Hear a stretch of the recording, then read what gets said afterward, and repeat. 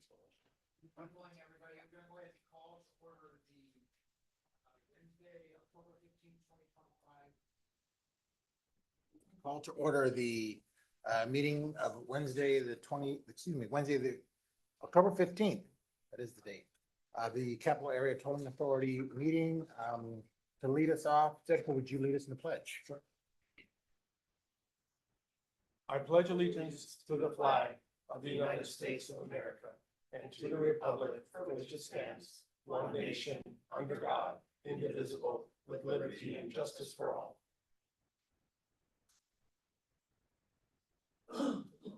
All right. Could the clerk please call the roll? Yes, directors, when I call your name, please indicate your presence. Director Aceves. Here. Chapman. Here. Kennedy. Here. Vice Chair Early. Absent. Chair Villegas. Here. Ex officio members Click. Here. Deloria. Talamontes. Absent. We have a quorum. I believe Director Early is on our way. Is that right, Robert? We did get confirmation. We are expecting Very Director Early to. Very good. All right, moving on now to public communications. This is the opportunity for anybody that's here, wants to speak on items that are not on the agenda. We do have one slip to speak on items not on the agenda. We do. We have Alan Hirsch, and as a reminder for public comments, we will give you 3 minutes to speak, and I will give you a 30-second warning when your time is almost up. Mr. Hirsch, come on up.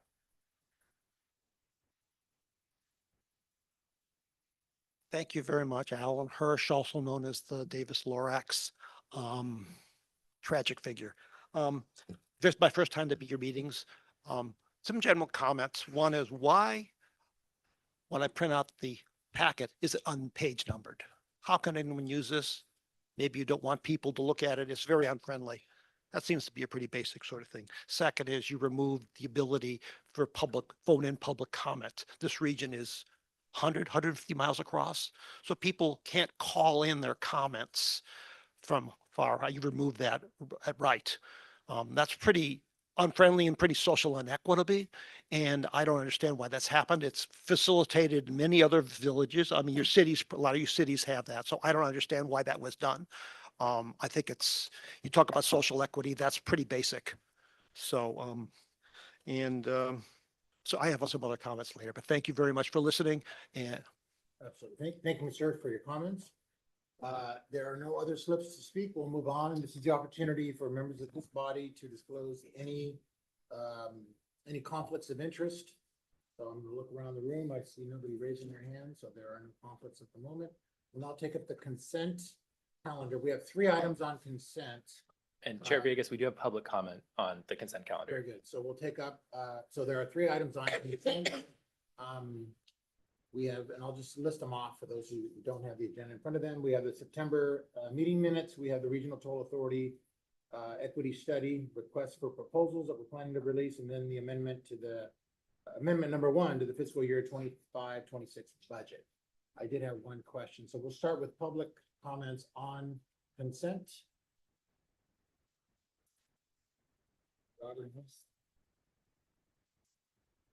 Alan Hirsch. Hold on a second.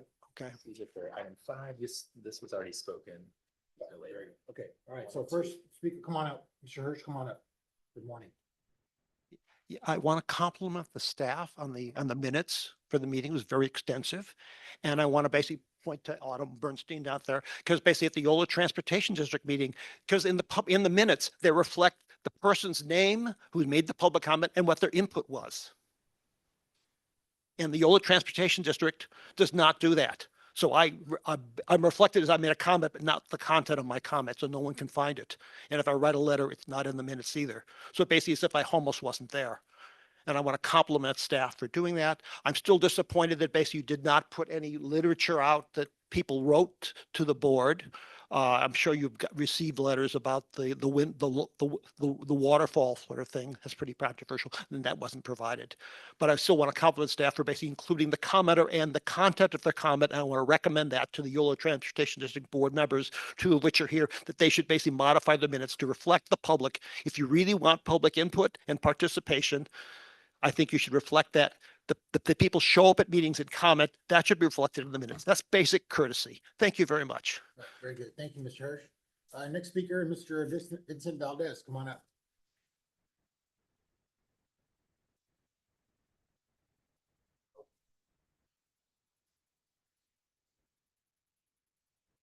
Hey, good morning, honorable directors. Vinny Valdez with Transportation Corridor Agencies, and I'm here with our Deputy Chief Executive Officer, Tim Byrne, and we wanted to thank you for considering a partnership with us, and we're available to answer any questions you might have for us. Thank you. Very good, thank you. Looks like I have two slips for Alan Hirsch on this is item 2, so that's also consent. Did you want, Mr. Hirsch, did you have a separate comment on? Yes, sir.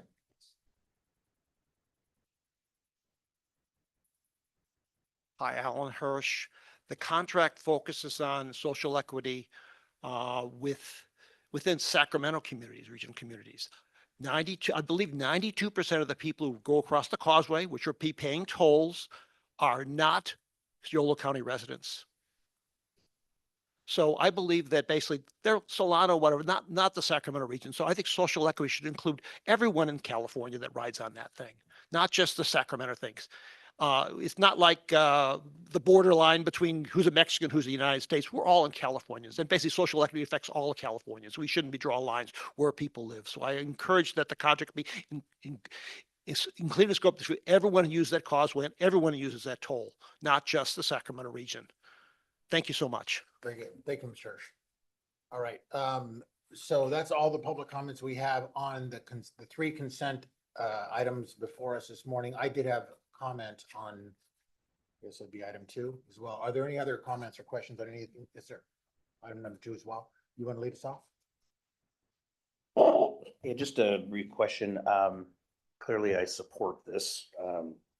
Couldn't be a SACOG at-large member if I didn't. But just want to make sure, because of all of the JPAs that I sit on, you know, we're all having to be uber careful about words that we use, and that, you know where I'm going with this, that we're not going to cut ourselves off from federal funding because of the knuckle draggers in Washington, DC by going into this endeavor.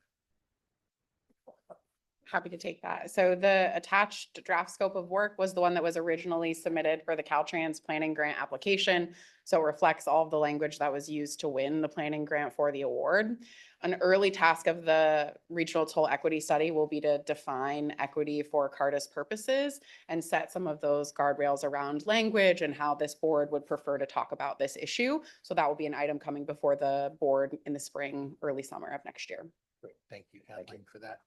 Are there any other comments on any items on consent? So I'm going to pick up where Director Kennedy left off just now.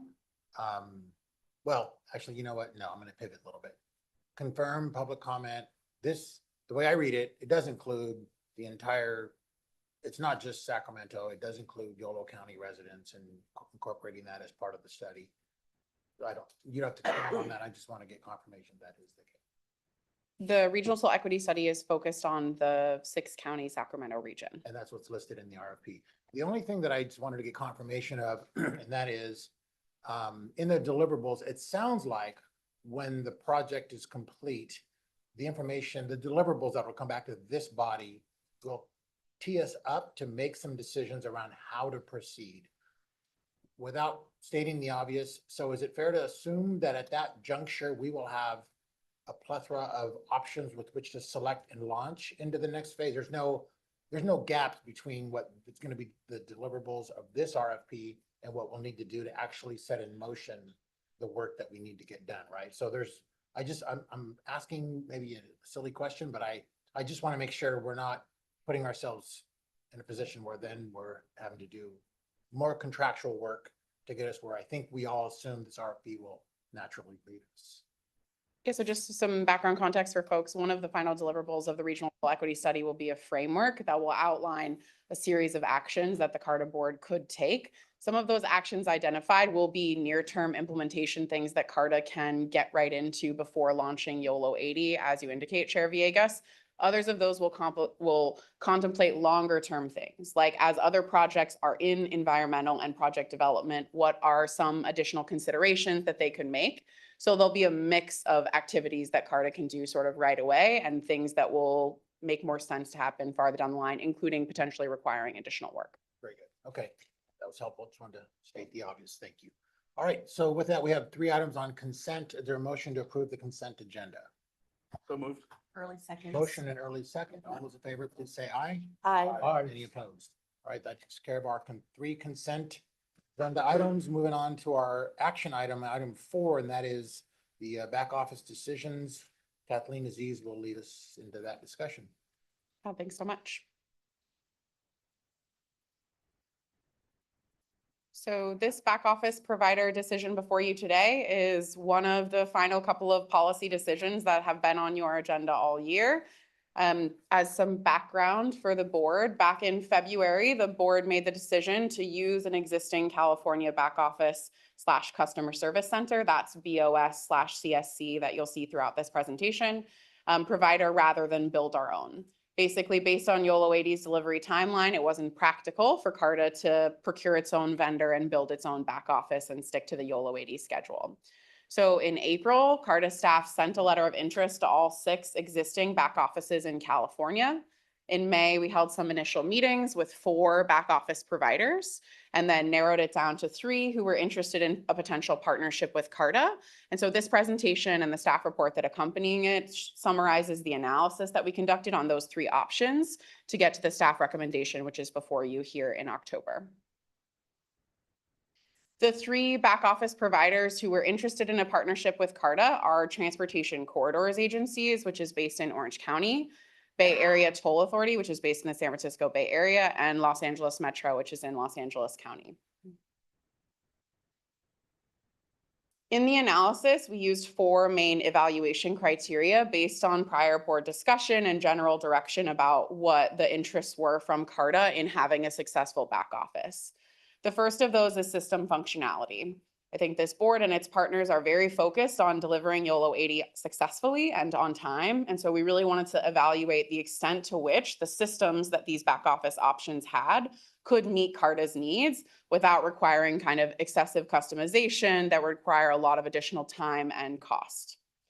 The second piece is autonomy and flexibility. This is based on the idea that this board and this region are the ones best positioned to understand what our residents and our customers need. And so want to be able to measure the extent to which a back office provider's system can adapt their policies to meet our local needs for our customers here in Sacramento. The third one is cost. Of course, this is going to be a big contract that CARTA holds and an ongoing cost in its operations. So wanted to evaluate that to some extent. I'll note that this has been the hardest of the evaluation criteria for us to evaluate in this process and is going to be a big part of negotiations moving forward from here. And the fourth evaluation criteria is customer service. We want to make sure that whoever picks up the phone when one of our customers calls and is confused about how to use the lane or got a violation in the mail, that we are really providing that confidence and that high customer service option to our future customers. Now, it wouldn't be a CARTA board decision if it didn't have a stoplight chart. So here you've got those 4 evaluation criteria against the 3 back office options, with green indicating a high degree of fit between what the back office provider offers and what CARTA is looking for, red indicating less fit between the 2, and yellow somewhere in between, and the gray showing really areas that were difficult for us to evaluate with the information that we had. I'm going to talk about LA Metro separately and then dive into a bit more detail on TCA and BATA. LA Metro currently only does back office services for their own express lanes. So they're not right now today a service provider doing back office services for another agency. And so while they're in their reprocurement right now, it's very hard for us to evaluate what it would be like for LA Metro to provide these services to another agency, because it's not how their contract is scoped. It's not how they currently do services. So you'll see a lot more gray here and some concerns on system functionality.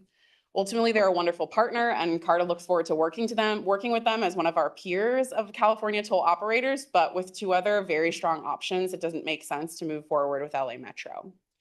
So really the analysis is down to the 2, TCA and BATA. I'm going to walk criteria by criteria. Starting first with system functionality. So both TCA and BATA have a strong track record of delivering express lane projects into their back office for other providers. TCA provides back office services for 3 agencies, 2 that are part of its JPA and 1 for San Bernardino County, which launched successfully last year. And then BATA provides those system functionality for all of the express lanes and the bridges that are in the Bay Area. They have a shared back office system. The difference in the color here really relates to where they are in the procurement of their vendor. So TCA just procured their vendor in 2023. They have BRIC, and so they're not anticipating a reprocurement anytime soon. BATA is anticipating that they'll reprocure their vendor in 2029. This introduces risk for us. If we're going to open YOLO 80 in summer of 2028, we'll onboard our customers onto the old system and then go through a migration to the new system. That's during a really critical part of ramp up when we're trying to understand, day by day, week by week, what's happening with our customers, what's happening with violations. And so there's just not a syncing of timing on where they're at with their procurement versus what CARTA's needs are from that system functionality perspective.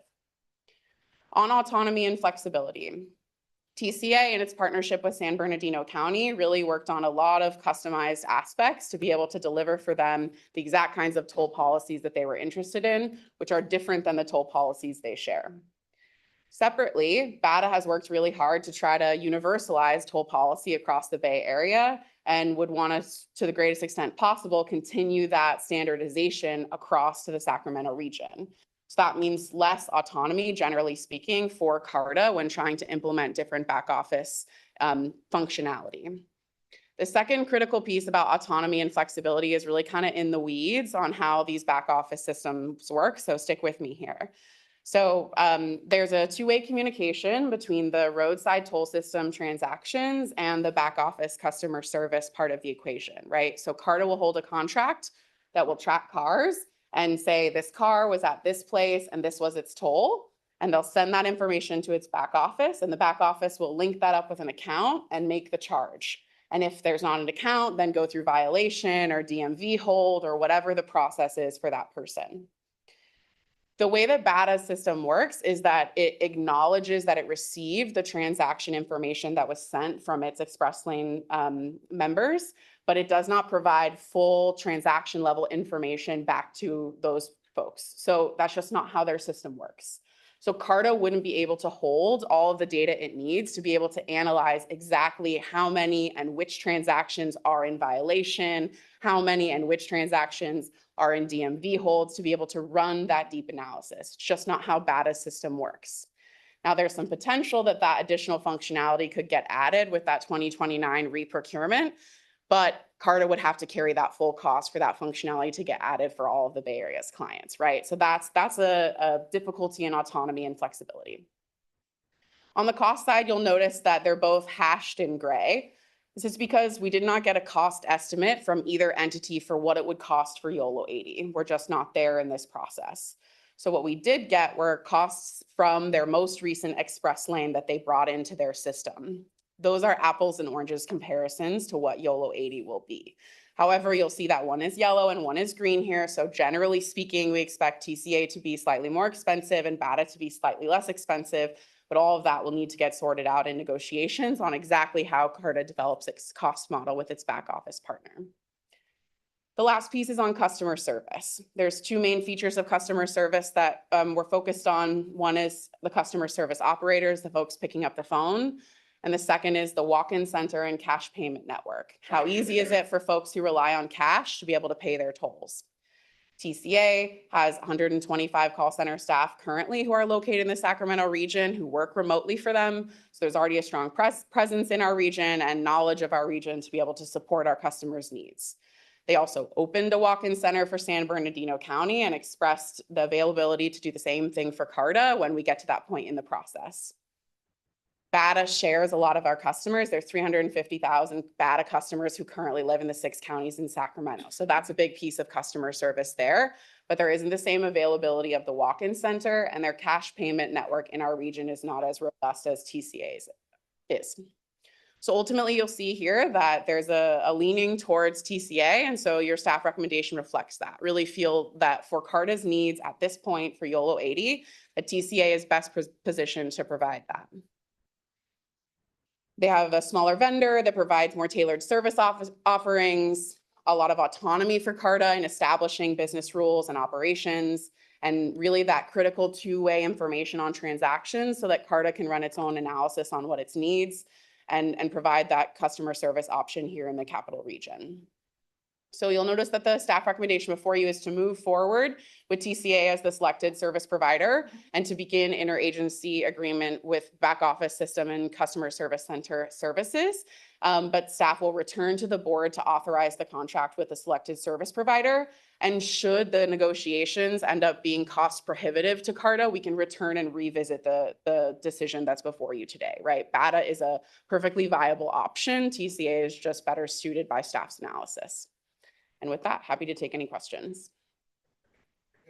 Thank you, Kathleen, for that very thoughtful analysis. So are there any initial questions before we take public comment on this item?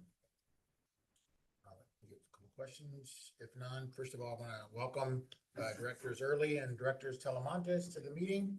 All right, so we'll go ahead and begin with public comment, and I do have at least oops, got one slip to speak here. Alan Hirsch. Yes, sir.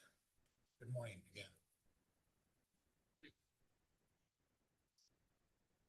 Yes, thank you. I gather these evaluation charts are quite common, but when you print them out in black and white, you don't know what they know. And the key on the colors is not shown, so they're really pretty obscure. They're pretty technical stuff. I don't think that should be worked out. Thank you so much. My first time here. As we've talked frequently at the Yolo Transportation District meetings, performance indicators are really, really important. So you as electeds know what's going on and know how the performance and how things are handled. And I hope that's in the contract and the relationship and whether they are actually tracking them. So I hope that's in your consideration. So you actually can see how you're doing. And also with those performances, benchmarking against other back office operations. And I'm surprised that we don't have any cost per call analysis comparison of these different agencies for an evaluation, because that would be a pretty basic sort of evaluation. I know we don't have a firm contract, but cost per call stuff. And you can also benchmark that with agencies, the other 9 agencies, because all that's public information. What is their cost per call? What is their cost for doing this thing? That's pretty important. And that would really help you in terms of making a decision this evening. So thank you very much. But customer service is really important, and a feedback mechanism is really important. So I thank you for making that a high consideration of what's going on. Thank you. Very good. Thank you, Mr. Hirsch, for your comments. That's the only slip I have to speak on this item. So given that, we'll return it back to this body for further discussions, questions, comments. This is an action item. If I could, sorry, Mr. Chair, I meant to mention in my presentation that you got a comment from the folks from TCA. They are here in the audience, so if there's any questions or any other context they can provide. It's helpful. Very good. Okay, Director. I have 2. And gosh, that feels loud. So first one, this again might just be me being a novice, but do we know the back office centers for the Solano County and the tolls that are coming online there? Yes, all of the express lanes and bridges in the Bay Area, including the Solano Express lanes, use BATA as their back office. Okay. And just to be clear, the staff is recommending TCA, not BATA. That's correct. Okay. Just second question, which actually this plays perfect. Why would we not go into negotiations first with BATA and TCA, and you all handle that before then coming to us, versus starting potentially with TCA if that's what we were to vote on, and then for whatever reason, if it's cost prohibitive, then coming back to us? Sure. So there's a domino dependency here, which is that in January, CARTA needs to release its toll system integrator contract, which is the transaction collection part of the equation. And in that RFP, we need to indicate, in order to get accurate bids from that part, what customer service center system they need to be prepared to link into. And so this reason this decision is coming before you now without all the cost information is so that we can provide that direction in the RFP and work collaboratively between the two in early next year. And But Mr. Chair, but if I what could- happens if it were to change? if I could just, I think it helps with the first part of your question, which is the recommendation is not to delegate the interagency agreement. So we will bring back the terms and kind of how the negotiations proceed. So the board has that input at its next decision point with this. I think I'm just missing something. And I want to follow. So we are part of why we're doing this is because we have to put it in an RFP, right? Just to make sure I'm following. That is really just, we're putting it in, we're gonna go negotiate terms. For whatever reason, if the negotiation of the terms doesn't work out, we potentially would go somewhere else. However, in the RFP, we will be asking folks to basically be set up for this one though. Might, You're following it correctly, right? So Okay. in the potential scenario you're outlining where we would need to revisit this decision, go with a different back office, and we already had chosen the dependent TSI, then we would need to work in contract negotiations with them to get them to accommodate the new back office. This is one of the issues with the compressed timeline that we're on for YOLO 80, that we couldn't sequence these in the way that you normally would. okay. So maybe I can just follow up, just make sure I understand. So the kind of the key indicator that you utilized to move off of BATA, despite all the other positive things, that made them very competitive, was the fact that we did not have assurances that we could get the information that we needed from that front end to the back end transaction for us to do the deeper analysis, for us to stay consistent with our sort of broader themes around true customer service. And so, and we've talked about that quite a bit. Is it fair to say, I mean, so had we known what that cost was, or had we known that the cost for that data, that data, that might have made them more competitive? Is that? It's not just cost, it's also just how their system functions. BATA system simply doesn't function that way, does not track that information in that format and return it to the agencies for any of the agencies. It's just not how their system works, because they're all sharing in the Bay Area this back office customer service center. And so for CARTA to have that analysis and autonomy, that is a critical piece. And then I think the other is the walk-in center and the ability of the cash payment network, both of which are much easier to accomplish with TCA. Other questions? So then in the Bay Area, how do they collect customer service data, or are they not concerned about customer service feedback and quality? So this is getting into the difference between like key performance indicators versus transaction level information. We get too much more in depth here. I'm gonna ask my HNTB team to come make sure they get it right for you. But Okay. basically what BATA does provide and tracks is general, average wait times. And so the Bay Area agencies are able to track at a average aggregate level what's happening with their transactions and what's happening generally with the system, but they're not able to follow particular transactions through its life cycle to understand where it's at. And so they rely on BATA for any of that flagging or analysis. There's not that autonomy between the agencies that exist in the Bay Area and use the BATA back office system. And you imagine that if we went with TCA and had that data, that we would be dialing in and going deep into that, there would be a significant difference? Yes. Also, it provides CARTA with flexibility to make a different back office decision in the future, like potentially build our own, because we would own all of our own transaction data to be able to make that migration should we want to in the future. Okay, thank you. Quickly, Right. Chair? Yeah. And when you say transaction data, what does that encompass? That's toll evasion, that's people signing up for tags, what is that? Yeah, so there's two parts of the system, right? There's the Right. roadside toll system, which is the contract that CARTA will hold, and then there's the back office and customer service Yeah. center. So basically, if you can imagine, right, CARTA and its vendor create this big spreadsheet that has vehicle identifying information, time they took the trip, and associated toll transaction. And they ship that over to the back office. Without the two-way exchange of information, we can't find out what happened to each one of those. Got it. We can find out 20% of them went to violations, but we don't know which or how. And so we can't dig into that and improve our system. Got it, okay. Yeah, appreciate that, thank you. Yeah, and I'll just maybe state the obvious again, and that is these decisions are essential for the foundation of what the very next item we are going to talk about, and that is the revenues, the waterfall. I mean, if we don't get this right, and so thank you, Kathleen, for the sort of that deeper analysis rather than oftentimes, public agencies or JPAs move into contracts without that.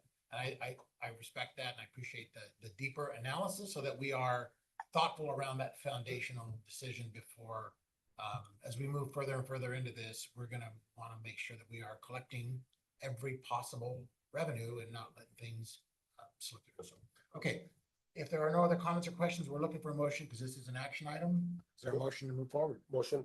We have a motion to my left and a Really second seconds. to my right. Got that, Robert? All those in favor, please say aye. Aye. Anybody? Hey, thank you very much and looking forward to the next step on that. With that, that takes us to item 5, and that is the toll revenue waterfall. Let me just begin. I think there was a little bit of confusion around, well, there was confusion around this item. We have several slips to speak, which reflects this. There was also, it appears there was something of a direction, but maybe more of a decision that was requested by staff. I think it's fair to say this probably ought to serve as more of a informational item with some direction, but no voting, no decisions today. There's a lot of questions that have surfaced in the last 48, 72 hours. So I just want to put that out there so folks can rest assured we are not walking out of here with any affirmative decision, but frankly, probably just deeper analysis around the waterfall and all of the issues that surround it. So, so is it everybody good with that? Just to make sure that we're good, sir? Yeah, okay, all right. All right, so let's put that out there at the beginning. So with that, I believe Teresa Weeks, are you presenting? If you want to join me up here, Teresa, but I'm going to kick us off with the first couple of slides here. Yeah, thank you so much. I also want to flag that this is an updated presentation versus what was sent out in the packet. So a version of it is available in pink over there by the door for anyone who's joining us in the public. So this item came before the board last month as an information item to discuss, this overall waterfall, right? This general direction of how funds will flow when CARTA is in operations for each of its facilities. And so we're going to cover a lot today, recap some of the information that was provided in September, but we're really going to focus on a lot of the direction that the board provided last time around, right? Which was really two things. One was sort of this question of VMT mitigation over major maintenance and repair versus the reverse. And the second is that you all asked us for some numbers. Last time we were here, we did not provide numbers, particularly because it's very difficult to estimate a lot of these things at this time. But we've done our best to try to estimate that for you before. But you'll hear us talk a lot about some of the challenges in estimating at this point that we're at in the process. So the real goals for this discussion today is to address those questions that came from the September board meeting. And then, right, this is some outdated information based on the chair's direction, but to really talk in detail about the order of preference of the revenue waterfall, use of enterprise fund structure, and the direction to potentially move forward with amending the JPA agreement regarding the county voting protection. I want to put this waterfall policy discussion in context with the larger revenue discussions that this board and its partners will be having over the next few years.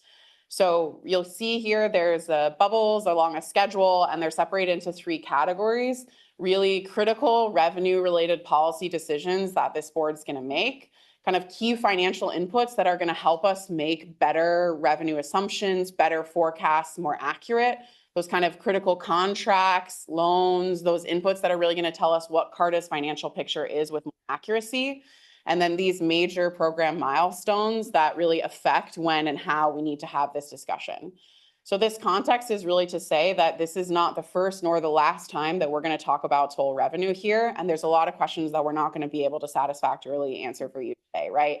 There's this tension between the information you want to know right now to have this discussion and us starting to provide general direction on where CARTA is headed and what its priorities are to be able to be more concise and more refined about how we deliver on these future milestones. There's going to be a lot of chat today about VMT mitigation in YOLO 80, so I want to provide some framework around this discussion. So the YOLO 80 environmental document talks about VMT mitigation in 2 ways. The first we call initial VMT mitigation. This is really clearly outlined in the environmental document. There are specific measures with specific dollar amounts and specific years that have been clearly committed to, and those are funded by the project. then there's this larger discussion in the environmental document of ongoing VMT mitigation, which is after the project's funding stops for these measures, the suggestion that excess net toll revenue could be used to continue these measures ongoing. This table shows the VMT mitigation measures that were in the YOLO 80 EIR, just to remind folks of what those mitigation measures are. I want to flag for everyone that this table represents the full YOLO 80 project. We're only building half of it in phase 1, right? So there's this other distinction that needs to be made between what the environmental document committed to for the entire project versus what we're able to do with the phase 1 that we're building. So that initial VMT mitigation is very clearly $55.6 million and is funded by the project, and Caltrans really leads on that work as the lead CEQA agency for this environmental document. And then this is how the EIR talks about ongoing VMT mitigation, that it may be supplemented beyond that 55 million with excess net tolling revenue. So really, this is who decides on how to implement these things, right? We're a partnership here at CARTA, but I think this is really critical for the board to understand, is that the issue of initial VMT mitigation was part of the EIR. It's a decision for Caltrans to make as lead agency in partnership with YOLO TD. But this discussion about ongoing VMT mitigation is a CARTA board policy decision, one that we're not going to make today. We're not going to say a specific dollar amount in a specific year of what we're doing with VMT mitigation, but just to provide some of the context, the discussion we're having today relates to this, right? So we don't want to pretend like it doesn't. And so what this means for discussion today, before I tee it over to Teresa here to actually get into the waterfall details, right, is that both the JPA agreement and the YOLO 80 EIR commit CARTA to funding ongoing VMT mitigation when feasible. So CARTA is supportive of the concept of VMT mitigation. It's really the question of that feasibility, right, and what the priorities are for CARTA. And that neither the JPA agreement nor the EIR commit CARTA to a specific amount. So there isn't a written obligation that CARTA has to fund a particular amount, to start it in a particular year, or to fund it for some particular time horizon. That's not in either of those documents. And that defining this will be future policy decisions of the CARTA board, and some of that will happen in the adoption of future documents like the expenditure plan or like a VMT mitigation fund plan that will specify exactly how CARTA plans to handle this in that bubble timeline that I showed you in future decisions. All right, all that preface, over to you. Thank you. Reorienting everybody with our discussion that we had last month regarding the enterprise funds. So this slide is the same slide we looked at last month. So this reflects that the funding from the separate 3 corridors would be split by your back office service provider, and that all of the funds would be maintained separately by corridor. We didn't have any questions about this last month, so I'm going to move on. One of the things that we were asked to do during the meeting last month was to split out the major maintenance and repair fund and the other required and reserves funds from the debt service and VMT mitigation funds. So we've done that in this depiction. So this depiction reflects gross revenue flowing into the operation and maintenance fund, followed by debt service, major maintenance and repair, VMT mitigation, other required reserves and funds, and then excess net revenue.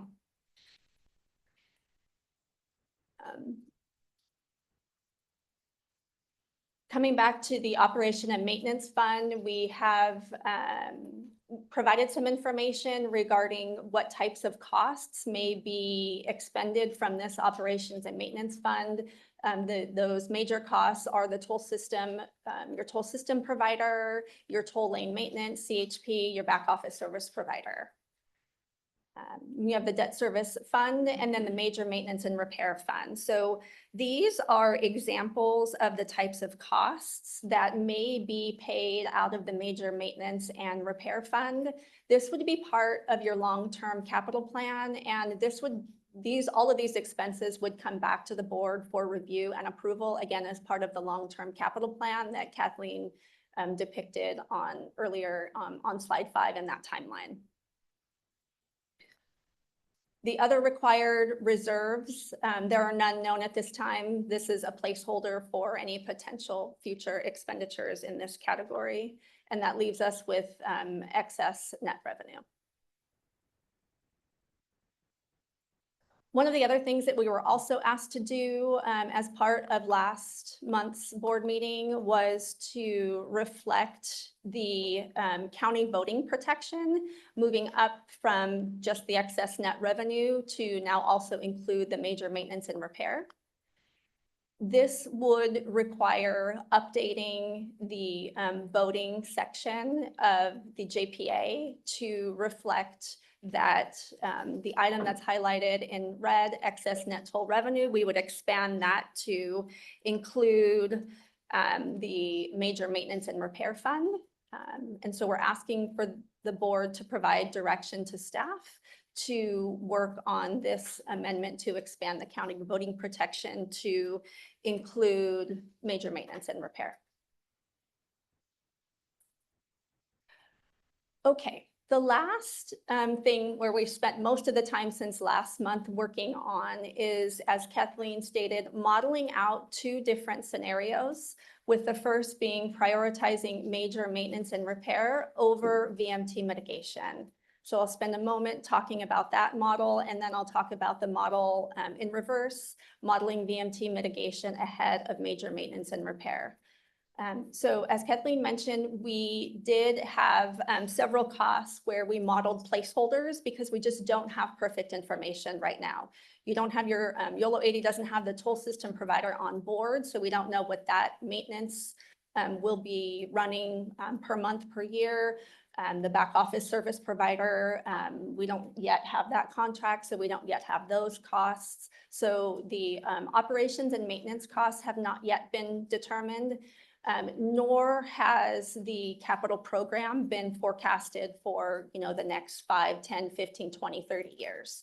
So those are 2 major elements that are missing where we've used sort of placeholder dollars, again, just to depict these hypothetical scenarios and the potential impact of swapping VMT mitigation and major maintenance in terms of order of precedence. When we place major maintenance and repair in this model ahead of VMT mitigation, what the model reflected is that all of the major maintenance is timely funded by revenue. So you have the funds available to fulfill your major maintenance and repair needs at the time that you need to make those major maintenance improvements.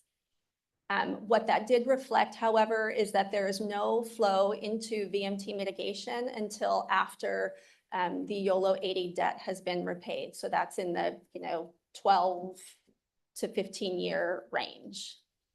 And at that point, the flows into the VMT mitigation are intermittent based on major maintenance expenditures. So there will be years in which you incur significant costs for major maintenance and repairs.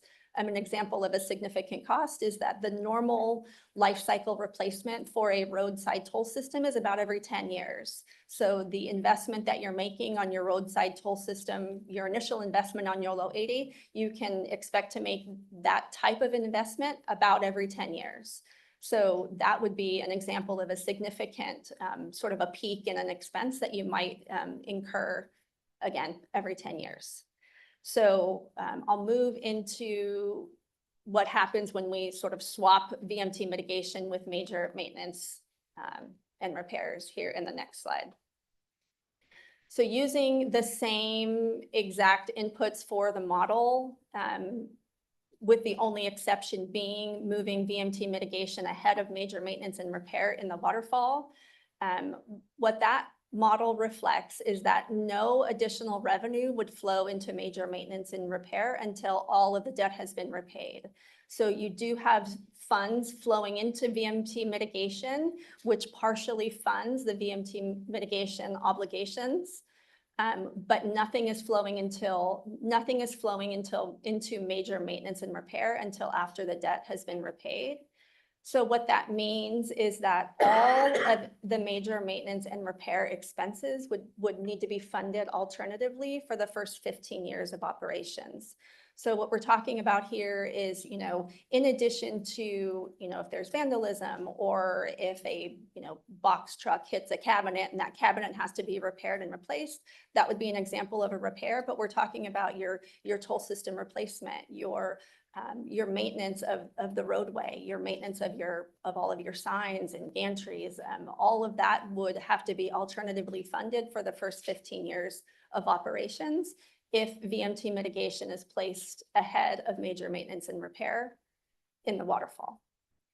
Again, this is all based on these sort of hypothetical scenarios with imperfect information at this point on projected operations and major maintenance costs. Okay.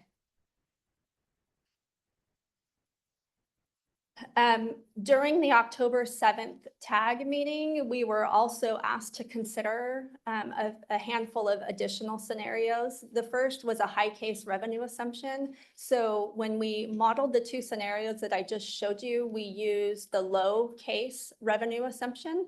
We were asked to consider if the low case assumption was beat and was replaced by the high case assumption.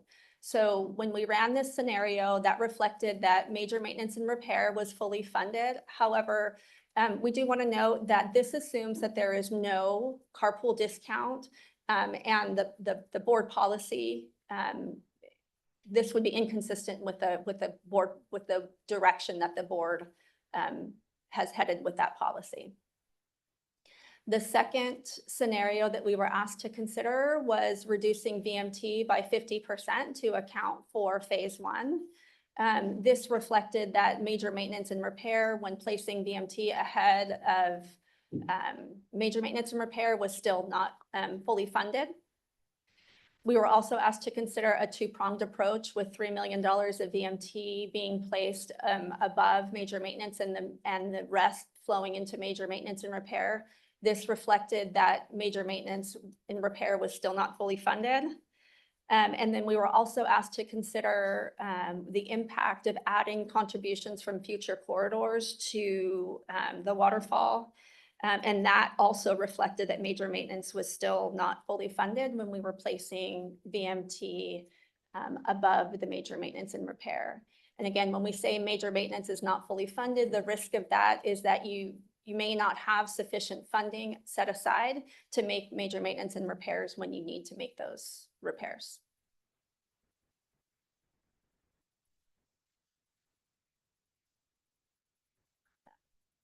Thank you.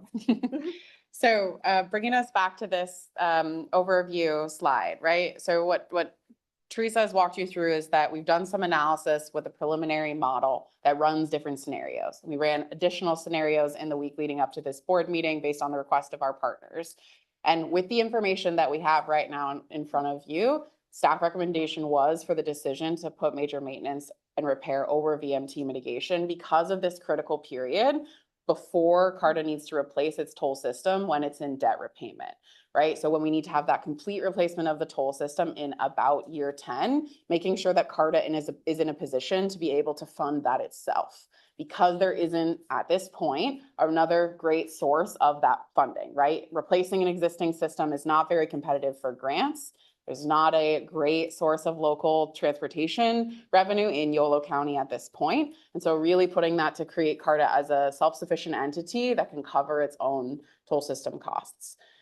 So I think we can talk in a little bit of detail about each of these as the discussion continues, but really wanted to bring it back as the discussion kicks off here to talk about what this flow of funds policy is and what it isn't, right? What it is talking about the precedence of expenditure or prioritization of expenses and what CARTA's direction is on prioritizing things moving forward. And as I've hit hopefully a couple times here, it's the beginning of a sequence of revenue conversations that we're going to have and decisions that this board is going to ask to be made, but it's also flexible and adaptable. We're not before you saying we want to put this many millions in this fund and this many millions in that fund. This order can grow, each section can grow and shrink depending on the needs of CARTA as we get the better information to make those decisions moving forward. And so this decision doesn't set reserve funding levels for any of the reserves. It is not an expenditure plan. It's not a VMT mitigation plan. It's also not an equity plan, right? All of those are future actions to come before this board. It's an initial conversation about what CARTA's priorities are. So, yep, there's a staff recommendation slide, but I'm happy to hand it over to the chair to kick off discussion here. Thank you. Thank you, Kathleen. Okay, so there's a lot of questions, I suspect. So what we'll do, unless there are any initial thoughts or questions by this body, we'll take public comment and then we'll bring it back. Everybody's good with that? All right, so we're good with that? Okay, I have 5 slips to speak. So I believe first speaker will be Robert Paget. Welcome, good morning. Thank you. It's great to see you. Robert Paget, I'm the Managing Director for Capital Corridor. We operate the intercity rail service connecting Sacramento and Davis to the Bay Area, and really appreciate the opportunity and the partnership. Great to be here with you today. We are currently working with Caltrans on the initial VMT mitigation program for YOLO 80, a $10 million investment over 3 years to reduce approximately 12.6 million vehicle miles traveled across the YOLO bypass. This is an important first step in delivering on the project's environmental commitments and in setting the stage for long-term success of VMT mitigation efforts. And in fact, our board just considered this plan of actions at our September board meeting. We're enthusiastic about the partnership, and this really is a precedent-setting opportunity. I want to acknowledge first the quality of the work done by staff and the detailed modeling. The proposed structure demonstrates the complexity of balancing operational sustainability and CARTA's commitments to community environmental outcomes. Just a couple of key points. We think that VMT mitigation is a core part of how the I-80 project earns and sustains public trust. From an implementation standpoint, VMT mitigation is successful when it's an ongoing operational commitment. So first, consistency matters for riders. When we're talking about VMT mitigation, we're primarily talking about funding operations and demand management programs. These depend on consistency, not intermittent funding. Stopping and starting service is not a way to make this work. The second important item is the co-benefits of VMT funding. And from a financial perspective, the stable investment in VMT mitigation supports the toll system in the long term. This is part of how we're going to shift driver behavior, encourage people to take alternatives, reduce wear and tear on the highway, and really show the public how these types of corridors can work. And then lastly, partnership and public credibility. The YOLO I-80 project is committed to VMT mitigation as part of its environmental record. This was a commitment to advancing mobility and sustainability for this region. As partners, Capital Corridor is excited to continue to work with you to ensure these outcomes are real and measurable. And we do think that this partnership can be strengthened over time with predictable funding for CARTA.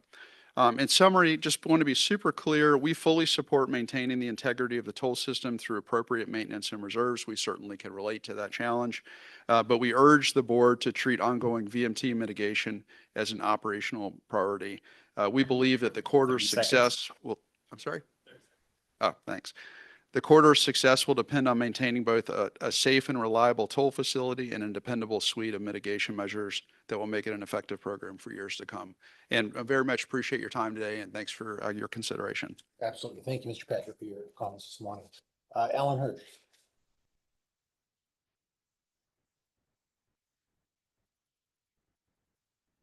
Alan Hirsch. It's really hard to make financial decisions when you don't have any numbers in front of you. I have not gotten the tag numbers, the forecast numbers or whatever. You have no numbers in front of you. That should be concerning.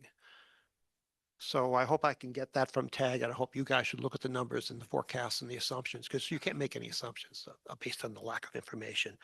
I have asked Brian Abernath at YOLO Transportation District and the Mountain Public asking for a funds flow on this toll lane before we made the decision to build it, to see what actually fund the promises of increased public transportation.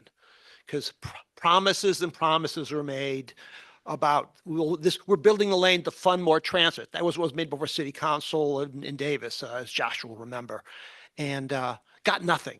And I said, not fundable. I don't believe it's fundable in your numbers. So here now we come down to it, and there isn't enough money.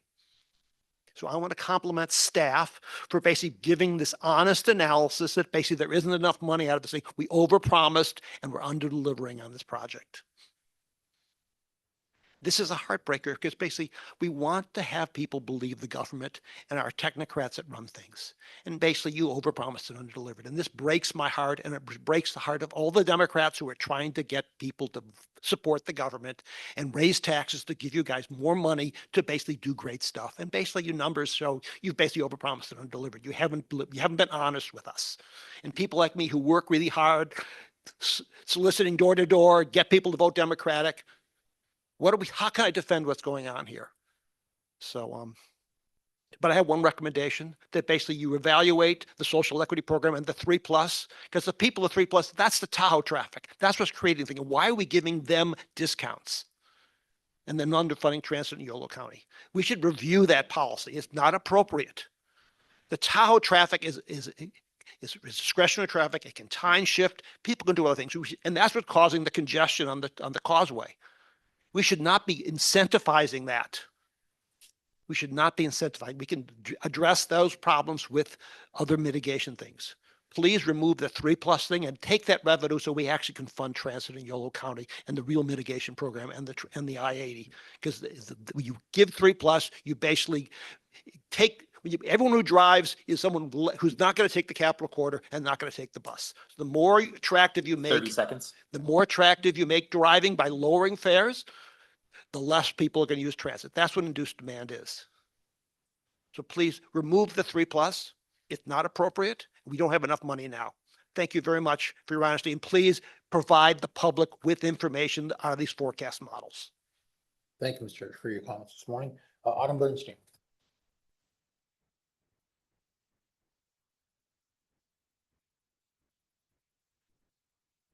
Hi, good morning, Mr. Chair, members of the board. As noted in your staff report, I was the sole member of your TAG that did not vote to support this staff recommendation. The staff report does say that PCTPA and El Dorado supported the recommendation, but they actually weren't at the TAG. So just as a process aside, I'd like clarification for how those votes were collected. But back to the main item, while we recognize the importance of setting aside funds for the inevitable repairs and replacement of the tolling infrastructure, we have several concerns with this waterfall as it's proposed.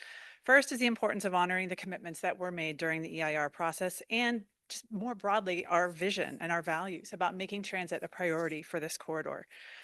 These are the values we espouse when we work so hard to get this project across the finish line.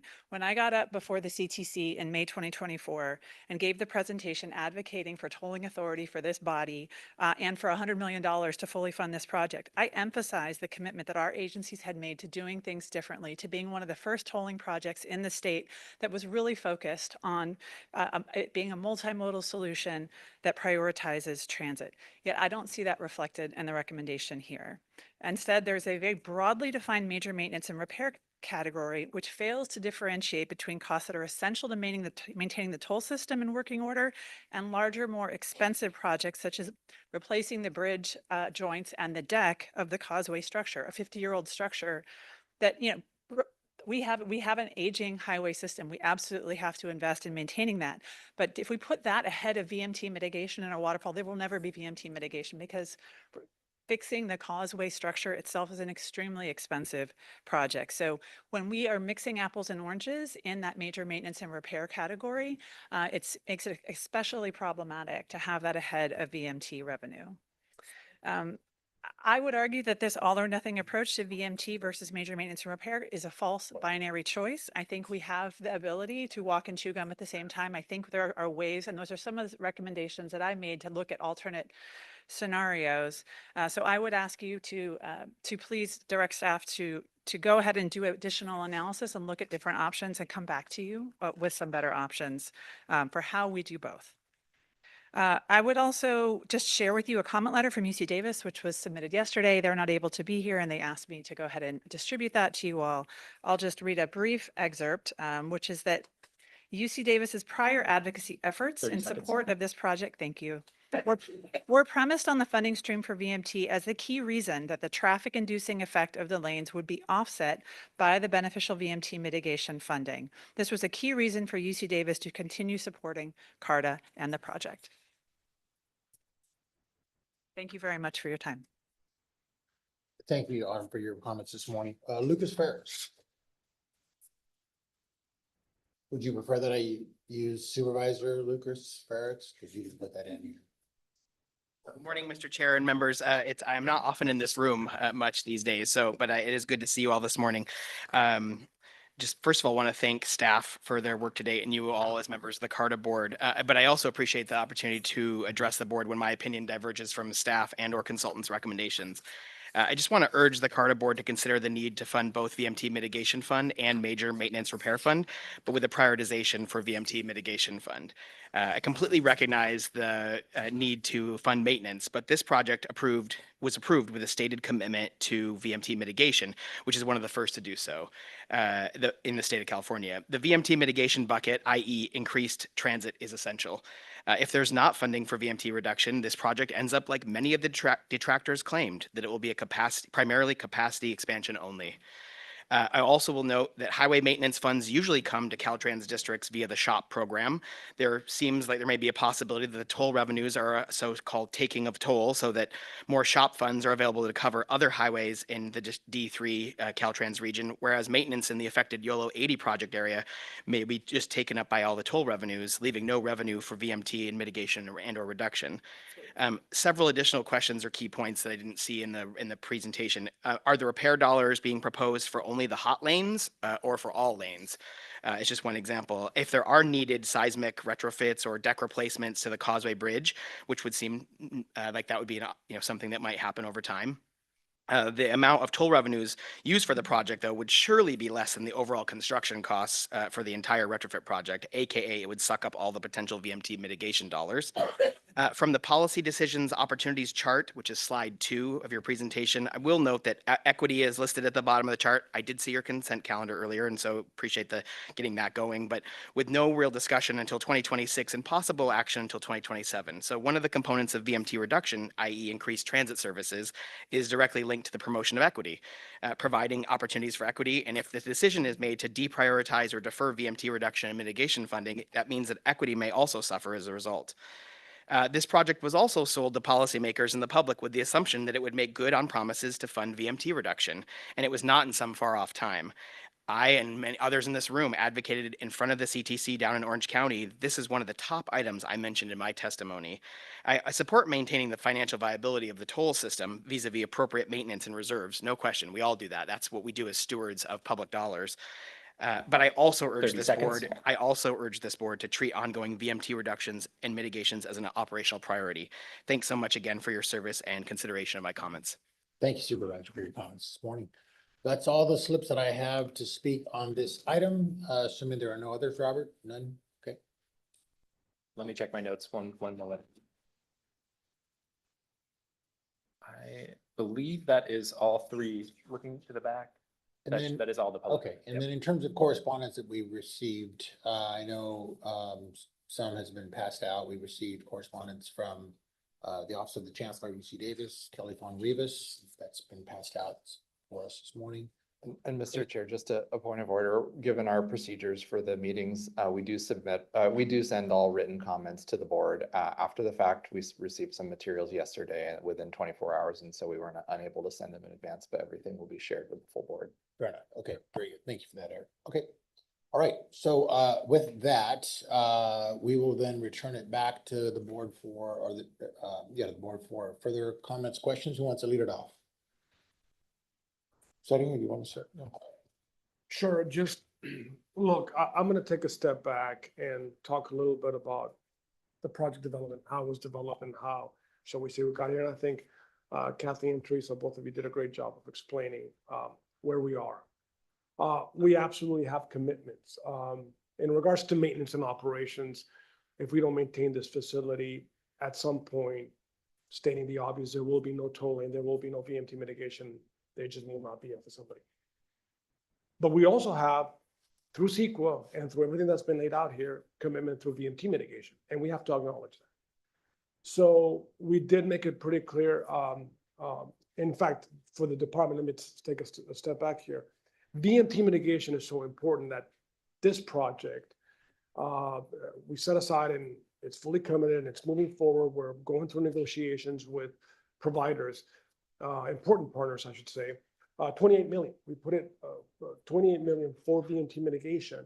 And then we also made it clear that ongoing mitigation for VMT would be a discussion point for the CARTA board. We recognize that CARTA would have those final decisions.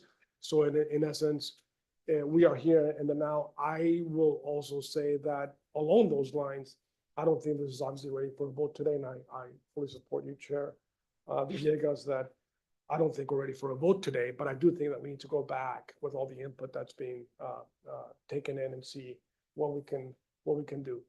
I did hear some questions about just maintenance and operations and getting a little bit into the technical side of things. It's not just stating the obvious, and I'll put it this way, shall we say common sense, that you have to maintain your house, right? There's also federal and state regulations that talk to this. We really don't have a choice here. I want to make sure everybody understands that. But we can look at what is a reasonable amount of reserves for that. What needs to be placed. We also can look at how we look at that revenue going forward from opening day, 10 years out, 15 years out, and so on. So there's a lot of nuanced discussions that need to take place to see how we can address this. In regards to maintaining this lane, we'll call it, I will assure everybody this toll revenues will not spend a single dime on non-toll lanes. Non-toll lanes, that's Caltrans' responsibility through the shop or otherwise, and we will take care of those. Toll revenue would only be spent on the toll lane. So anyway, in case there was any questions about that, otherwise, here to answer any questions and just wanted to share my thoughts. Very good, thank you. Very good, thank you for that. Okay, anybody else want to jump in? Sure, thank you, Chair. I'm not quite sure where to start. So I guess I'll start with some questions for what we heard in public comment and kind of dial into the major maintenance repair specific to Caltrans and the work that's being done. So specifically, when you look at the flow of funds for Yellow 80, you have toll maintenance, operation and maintenance fund, and you have toll lane maintenance, right, as described to Caltrans. And then when you look into the major maintenance, you have things like replacement of cracks, crack repair, guide sign replacement, which I don't know how those don't fit into toll lane maintenance. So I think for me, a deeper dive, not even whether it's today or in the future, around specifically what those two actually fund, because in my mind's eye, whether there's a toll there or not, Caltrans is going to be responsible to maintain that road anyway, right? So how much of this would Caltrans already be doing if there wasn't a toll lane going in, right? There's a certain, I would imagine, a percentage of dollars that you would be spending to maintain that through state law, whatever the regulations are. And bridge joint and deck replacement would happen either way, right? Whether or not there was a toll, it's not just the toll lane going in. So I think for getting some clarity around that piece would be helpful. And then just in terms of some of the mitigation dollars, the piece there, I think part of it that is a little bit of a rub for me is that, yes, there's the 28 million that the 55 million from CTC that came through, that's chunked into half. The other half is for phase 2. So you look at 28 million that's here for this phase. And then 10 million of that was distributed to CCJPA, as Director Padgett said, and I'm on that board and we had that conversation. So now you're down to 18 million. And I think part of it is those mitigation dollars are being spent outside of this board, which I understand it's Caltrans dollars, right, to do the mitigations laid out in the EIR. But it seems like there's a disconnect between how those dollars are being distributed and then the priorities of this board, seeing that when ongoing mitigation happens, we're going to be put in this position of, do we want to fund fare reduction for CCJPA or not, right? And it puts them in a position of then having to cover those costs. So I don't know if there's a balance between just informational items or a mitigation plan more in depth that this board could just give some feedback to Caltrans on, because ultimately it's going to fall into our lap when it comes to ongoing mitigation down the road. And I just think it would be useful for folks at Caltrans to have this board and the public's input just as feedback to what that plan is. And then again, between the piece around road maintenance and maintenance repair, again, I would love to see kind of where if we can dive into that. The other piece I think that Director Bernstein said in public comment, and we've seen in some of the letters, is just this notion of all or nothing, right? Both things can be true. We know that we want to fund mitigation. A lot of us put our necks out there on the line for this project and fought, knowing that this could be a good project. when the mitigation was there, and that the funds were going to be moved into VMT mitigation and additional transportation needs for this region.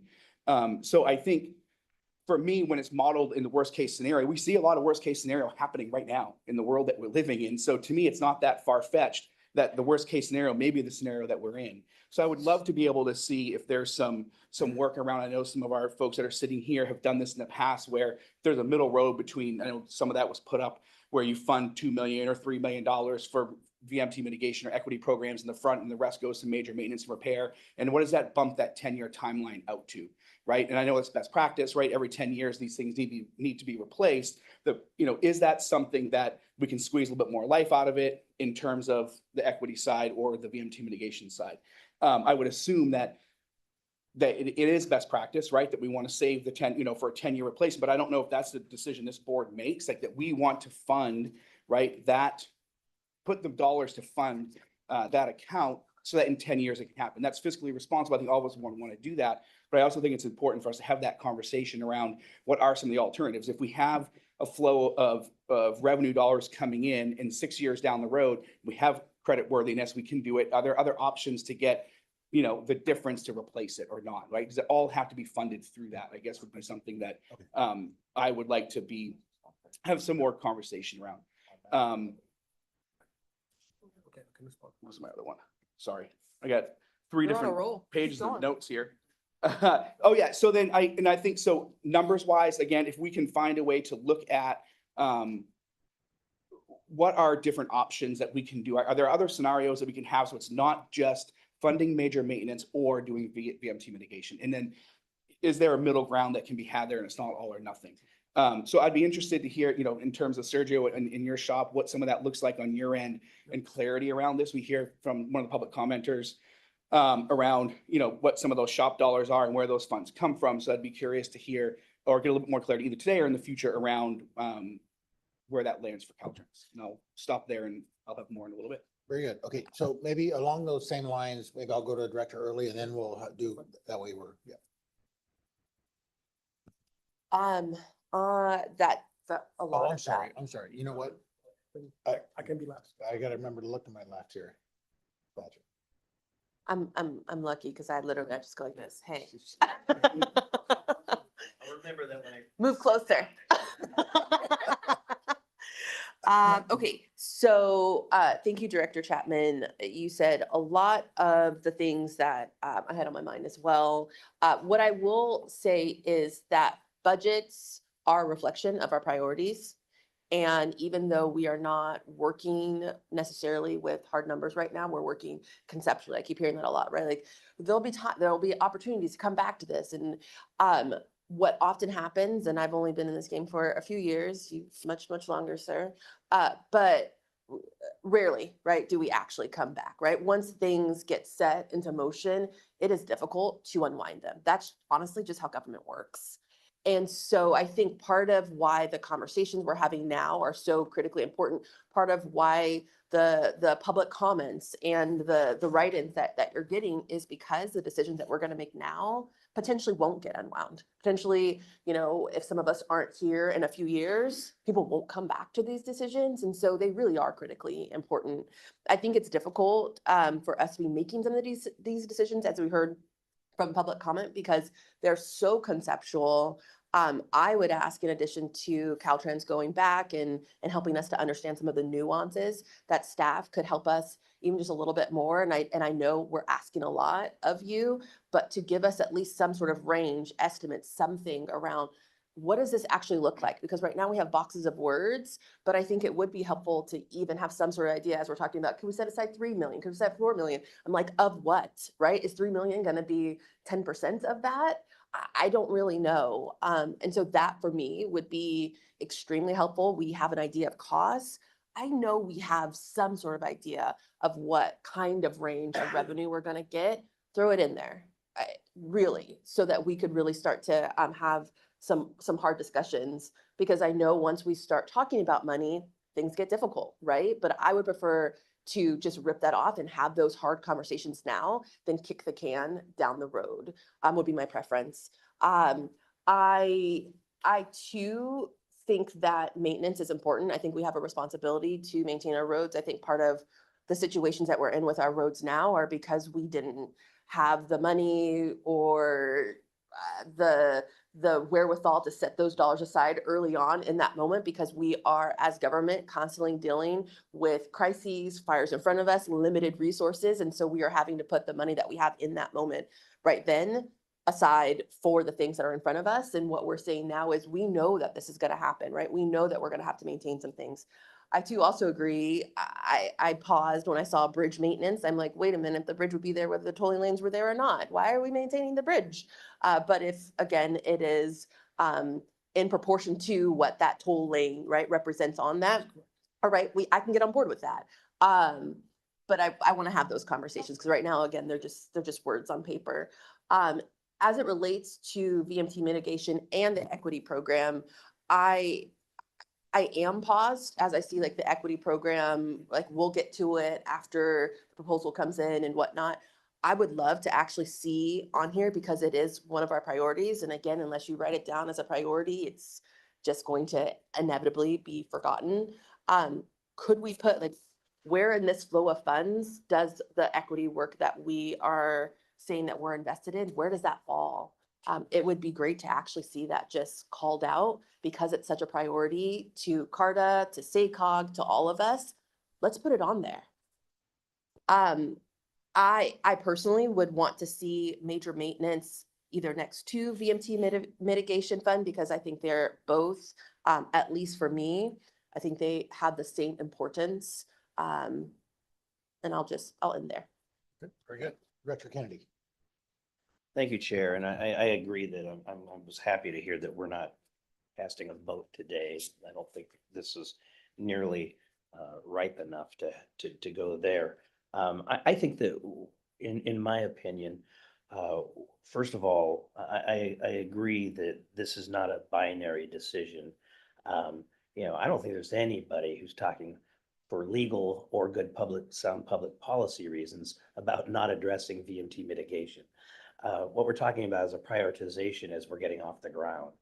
And I strongly feel that there's so many unknowns about finances at this point that, you know, our first priority has to be in developing a system that is operable and viable in the long term. And so that's why I agree with staff's recommendation at this point that maintenance and operations should be prioritized first. I don't want to establish a system that 10 years from now, we're going to say, oops, you know, we can't replace all of that. And we've got a bankrupt system and we put all this money, infrastructure, time, and community input into. So I do agree with the staff recommendation. And that's not to say, as Kathleen said, you know, these things can contract and expand over time.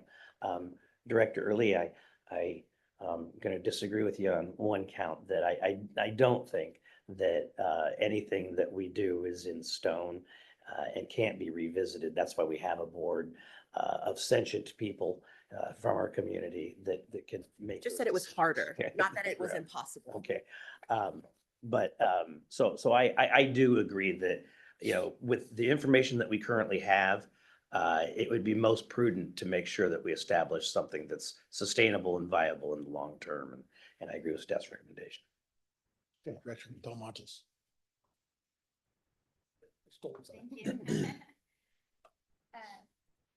Okay, so just for clarification, I think Director Acevedo, so Caltrans would maintain the other lanes on the freeway, but not the luxury express lane? That's why we need these reserves. So Yeah, okay, just want to make sure. Okay, want to answer? Just a light clarification. So there is a memo between CARTA and Caltrans that was part of the discussions around Caltrans having a voting seat on the CARTA board. And so Caltrans has made some commitments to share in some of the maintenance responsibilities for the toll lane. And so there's just a lot of implementing agreements that still need to happen, including a maintenance agreement between CARTA and Caltrans, and also this capital improvement plan, which would spell out exactly which costs, which bridge joint repairs you do or don't want to pay for, which toll system replacements you do or don't want to pay for, and what years you want to pay for them. All of that is still future actions to be had. Okay, yeah, and I guess for me as a new board member of CARTA and not been here when we got the money from Caltrans and we went through the state process, a lot of this is new information, but you know, I did read a lot of the newspaper headlines about it, a lot of the controversy. So I guess for me, like doing the back office, hiring the executive director, doing the signage, getting the IT and technology to be able to get this off the ground does take priority, then VMT, then road repair. Because our goal here is to get people out of their cars in California. It's climate change. It's making sure that people are carpooling. It's that making sure that people are getting out of their cars and using public transit. That's SACOG's goal, that's Sacramento Transportation Authority goals. And we have to get people out of their cars. And that's the only way that we're gonna make our roads last longer. At STA recently, we had a presentation from a lot of like transportation advocates, and they said, hey, if we're gonna pass a ballot measure, let's fix our roads immediately after, have like public transit ready to go. Because then you can make your roads last longer and you have less, and we just don't have enough money to do more repairs. And people are sick of their roads looking with potholes and everything else, right? So like, I agree that we need that back system and we need to make sure that we're fully funded and we're good to go. But as soon as we go live, we need to have that option for efficiency and use the express lane, but we need to promote people and encourage people to use public transit. And that's the only way that we're going to continue growing as a region. Very good. Okay, thank you, Director Talamantes. Gentlemen, no, nothing? No, I'll just clarify. I think there was, yeah, maybe a clerical error as far as the way the staff report reflected the tag. I don't think EDCTC was there and I wasn't there as well. But because it was brought up to go on record, I would agree with Director Kennedy and I would concur and agree with staff's recommendation. The bottom line here is I don't think there's any us and them. There's no evil actors here. I would say more than anything, you're asking one project to do a lot. You're asking it to be perfect. You know, you're asking it to do things you don't ask of a general purpose lane or you don't ask of a transit project. So you want it to fund this system, do all these things, support VMT and things into the future. And it might be that while we certainly can bring things back to the board, you know, in my estimation, we would want to be conservative and we would want to put the toll system and the ability to maintain that toll system over time ahead of ongoing VMT mitigation, right? You've already heard here today, a member of the public sort of, you know, make a claim, and the record's important that, you know, you lied to us. And really there was no lie. CEQA made a certain promise that Caltrans was, and that promise is being carried forward.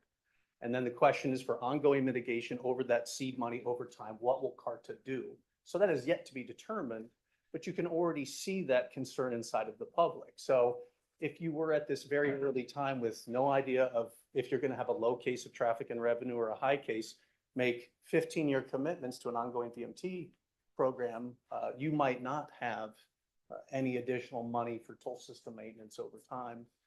And just something that has nothing to do with the YOLO project, but if CARTA as a body ever goes to issue debt or, you know, wants to, you know, get in a relationship with a bank, they're going to look very, very sternly at that flow of funds. And if you have VMT above the maintenance of your system, I think your ability to borrow money against future toll revenue is going to be very much diminished. So that's just another consideration. But I think it's hard. I think it's great that none of you are taking a vote today. You'll have some more time to sort of hopefully move somewhere to the middle and figure it out. Director Sims. Appreciate all the comments, and just to reiterate this, and Matt, thank you for mentioning that. And I want to make clear is through the environmental process of this project, we're honoring the VMT mitigation commitments that we set out initially through that 28 million investment. We also were pretty clear in our VMT mitigation plan. It's on the public website about how after that initial investment, it would be a CARTA decision moving forward. And here we are, and that's what we're here for, right? Mm-hmm. In regards to the previous questions of funding of maintenance, I agree with you, Kathleen. We need to come up to agreements for maintenance, and we're going to work on those agreements. there's gonna be obviously maintenance costs, and there's gonna be costs when projects come along to replace that lane, to replace the tolling system, whatever needs to be done. Again, only for the tolling system. Many cases, for obvious reasons, we'll do, I'm making this up, an overlay project for all 4 lanes. Well, then the funds that would come from CARTA would only be a quarter of that, right? 1 lane out of 4 to pay for that surfacing. And we can definitely have those discussions. That is not, not just something that I came up with. Again, we can look at both federal legislation, code of federal regulations, AB 194 application for tolling, all of the above. It talks about how tolling needs to pay for the maintenance, both short-term and long-term, of a given tolling. So those are the things that I think we can dive into.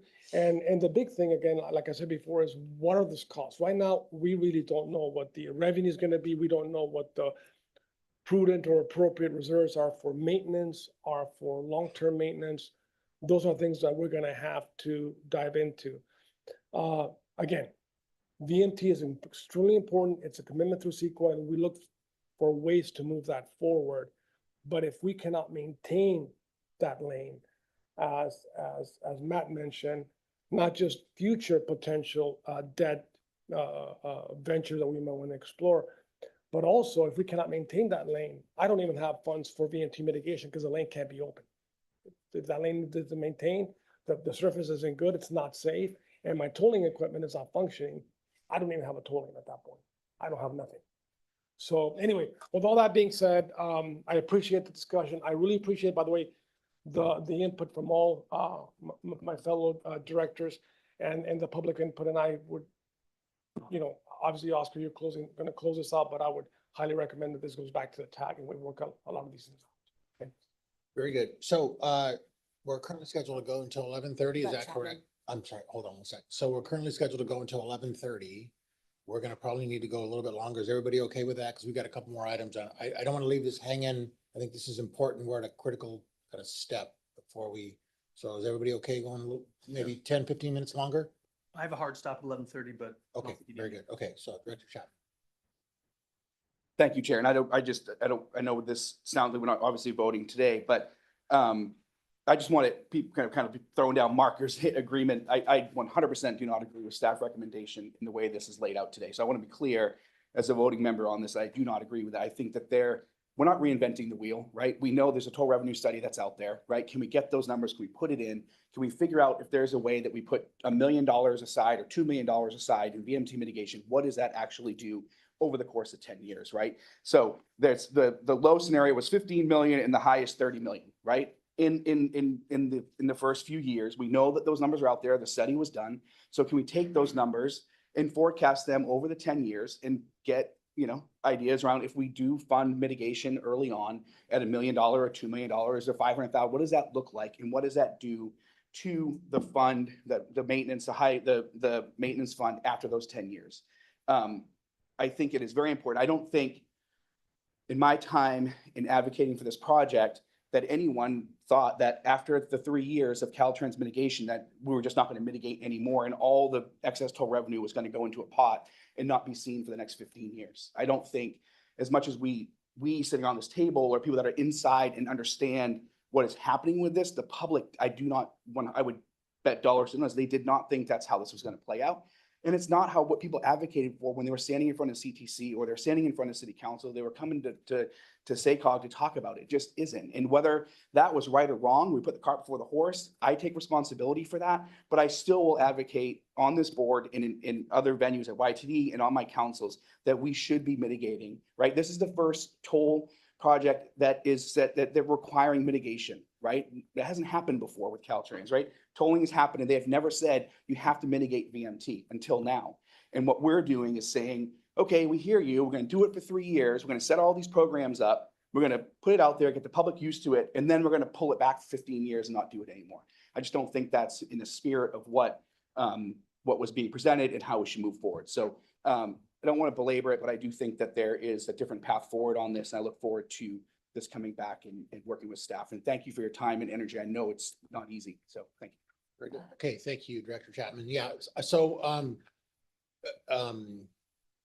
completely agree. I think we need to be more thoughtful. We've heard from Caltrans around some of the investments, kind of the early initial investments. I think there's an interest at least expressed to coordinate some of those initial investments. It sounds like it's already been done, but it seemed a little bit off kilter when you've got initial investments at the exact same time. There's a staff recommendation that we won't have any more investments for another, umpteen years.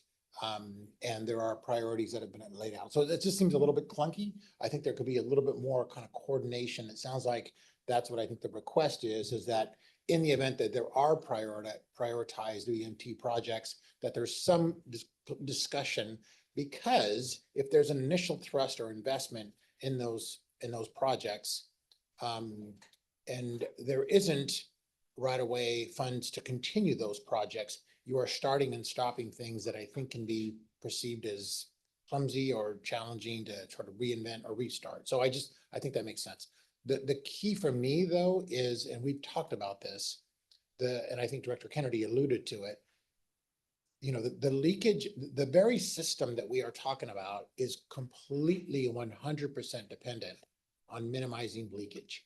If we have a system that is leaking like a sieve and we are not collecting the toll revenues, there is no next part of the waterfall. That is the top end of it. It has to be maintained. And if we don't start with a full force effect of ensuring that we are maximizing the revenues, everything further down the end of that waterfall diminishes exponentially, in my opinion. So we have to at least start with this idea that we've got to maximize the revenues. That leakage has to be minimized. Now, what those reserves look like, and I'll use this example. There's a difference between buying a used house when you know the AC, the roof, and all the other challenges that are commonplace with owning a dwelling are likely to occur the day you move in, versus trying to save up for a brand new house where there's some sense that the day you move in, you've got some time before you have to replace the roof, the AC, and all kinds of other electrical problems.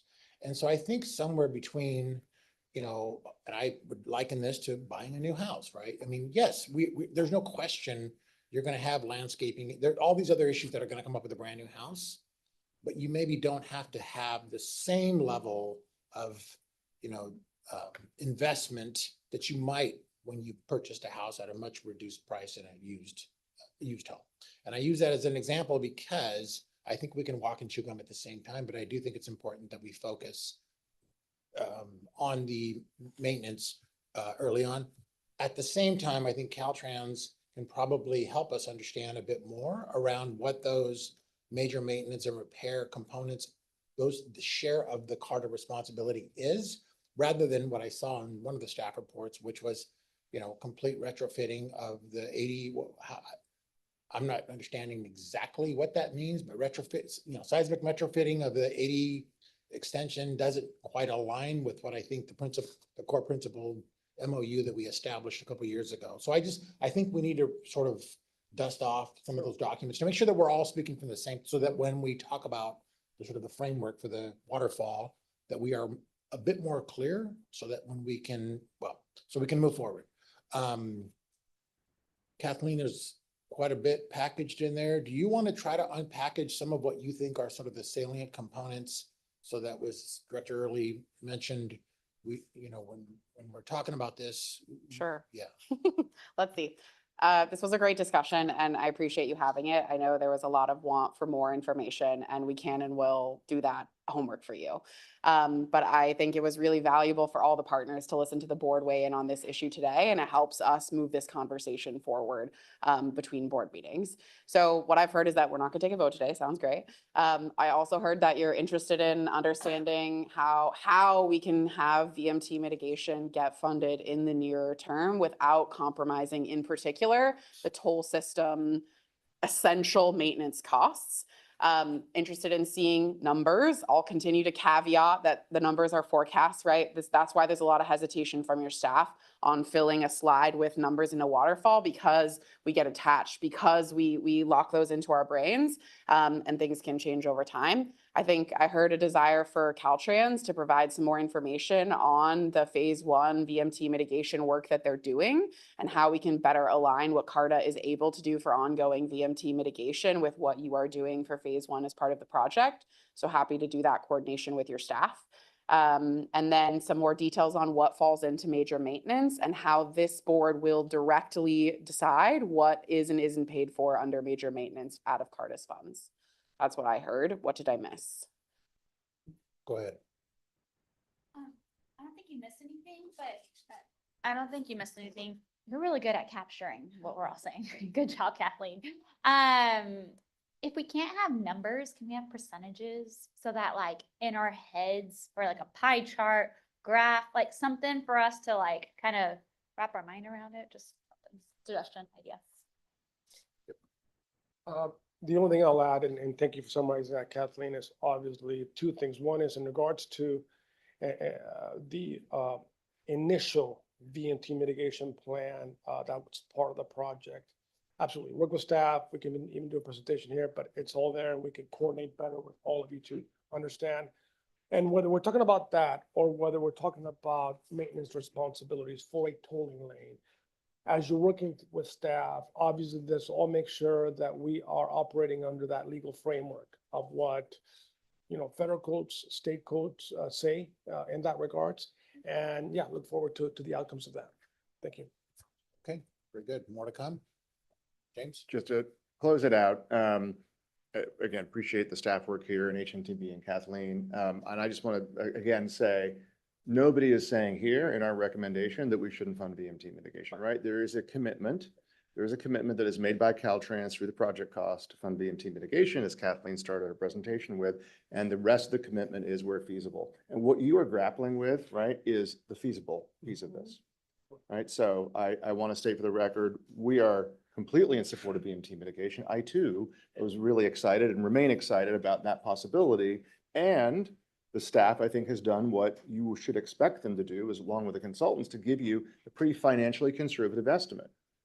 And Mr. Click said, Director Click said, this is not a big profit-making enterprise. And frankly, one of the things I think we got to keep our eyes on is how do we make this lane, when it opens in 2028, as successful as possible?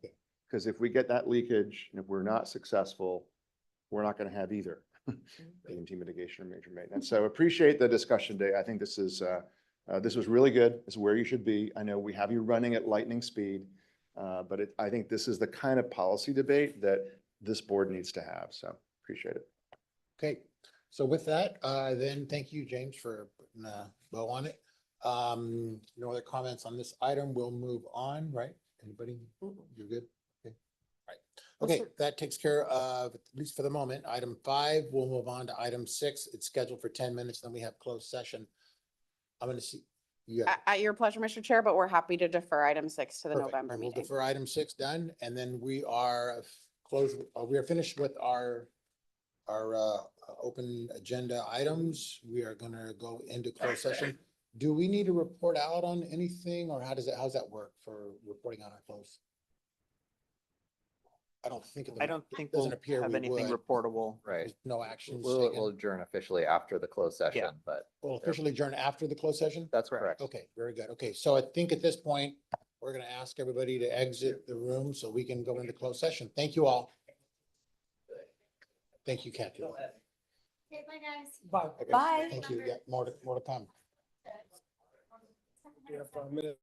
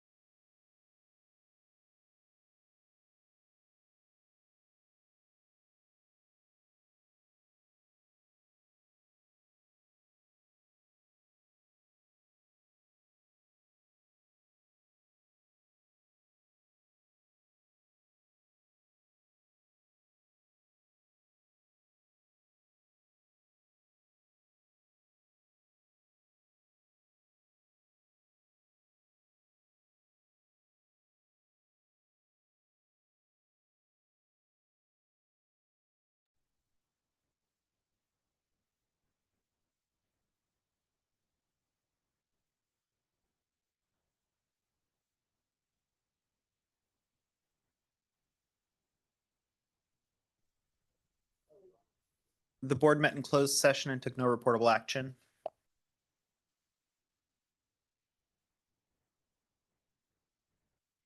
Thank you very much. So with that, we are officially